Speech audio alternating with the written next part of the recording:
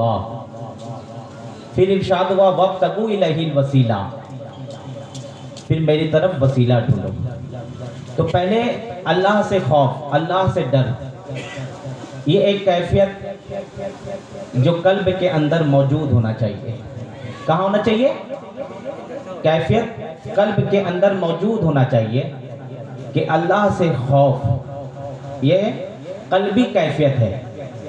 और किस अंदाज से हो, कैसा हो? आइए आका सल्लल्लाहु ताला अलैहि वसल्लम की मुबारक मजलिस है, हुजूर जलवा फरमा है।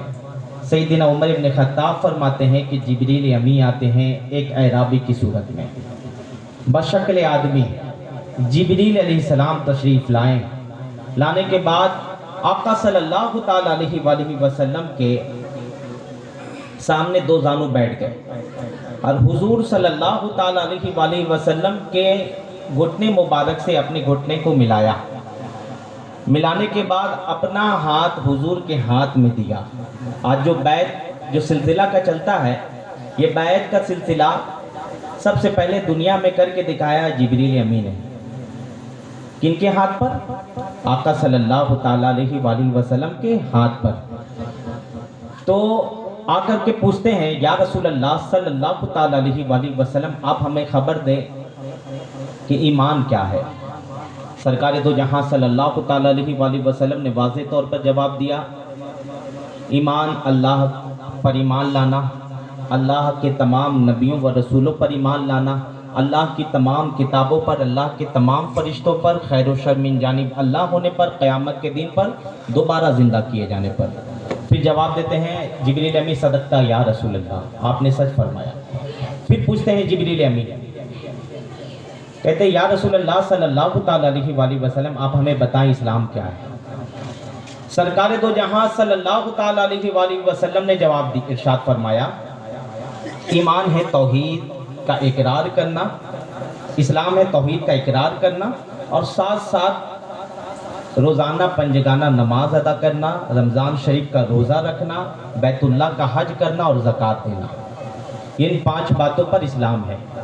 बड़ी संजीदगी से सुनेंगे इंशाअल्लाह ताला, चूँकि जब भी किसी महफिल में बैठा करें तो इल्म की नीयत से भी बैठा करें।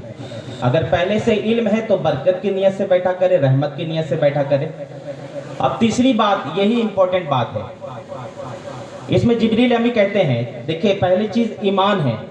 पहला चीज क्या था? पूछा ईमान क्या। दूसरा चीज इस्लाम। पहला ईमान क्या है? पूरा का पूरा अकीदा है। दूसरा इस्लाम है, ये पूरा का पूरा अमाल है। अब तीसरी बात जो इंपॉर्टेंट बात है, एक तरफ अकीदा, दूसरी चीज अमाल। इन दोनों से भी बात पूरा हो सकता था, लेकिन अल्लाह और उसके रसूल बेहतर जानते इससे पूरा नहीं हो रहा था। बात पूरा किस बात से है?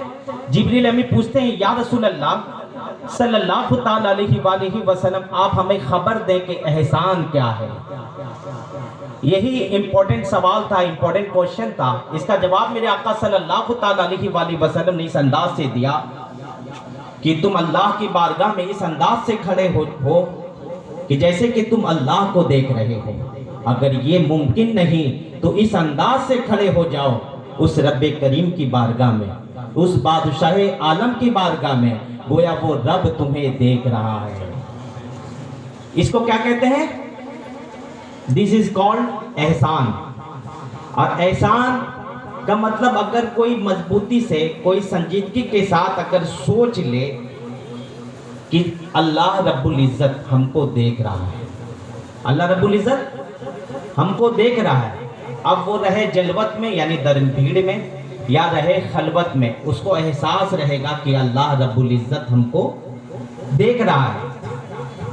तो इंशाअल्लाह ताला उसकी यही कोशिश रहेगी कि हम हर हालत में गुनाहों से परहेज करें, अल्लाह से डरें।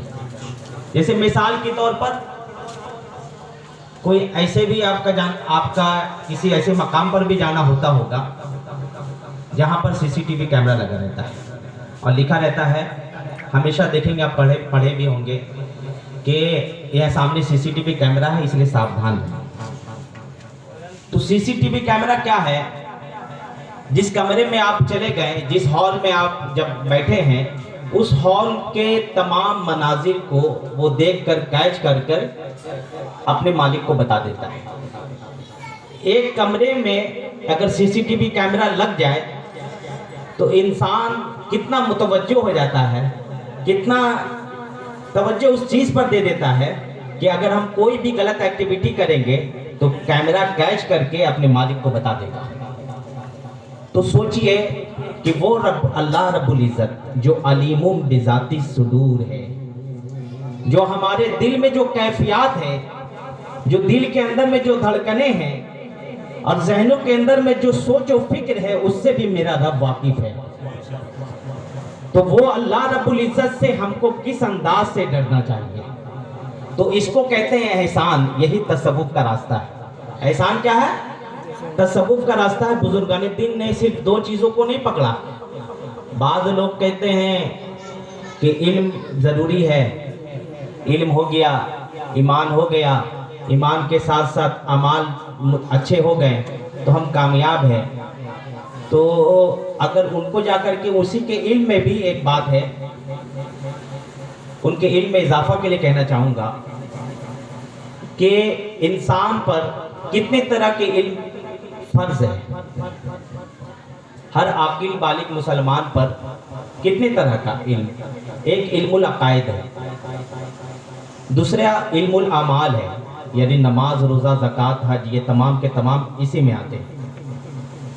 اور تیسری چیز جو ہے یہ ضروری ہے، اس کو بہت کم بتایا گیا، اور اس کی اصل تعلیم ہم دیکھیں گے 1400 سال میں کہیں اگر ہے تو وہ خانقاہوں میں۔ وہ کیا ہے؟ گناہوں کی معرفت۔ یہ تیسرا علم بھی ہم پر فرض ہے۔ ان دونوں سے کام ہو سکتا تھا، لیکن ہم کہیں گے کہ پورا کامیاب شخص وہ نہیں بن سکتا تھا جو گناہوں کی معرفت کو نہ جانے۔ یعنی بندہ جب تک کہ گناہ سے ناواقف رہے گا تو گاہے بگاہے وہ گناہ میں مبتلا ہوتا رہے گا۔ تو گناہوں کی معرفت بھی جاننا ضروری۔ اور گناہ صرف یہ نہیں ہے کہ کوئی شراب کھانے میں گیا تو شراب نوشی کر لیا تو یہ گناہ ہے، کوئی اور کسی گناہ کے اڈے میں گیا اور گناہ کا مرتکب ہو گیا تو وہ گناہ گار ہے۔ صرف یہ گناہ نہیں ہے، بلکہ بندہ اپنے اوپر اگر توجہ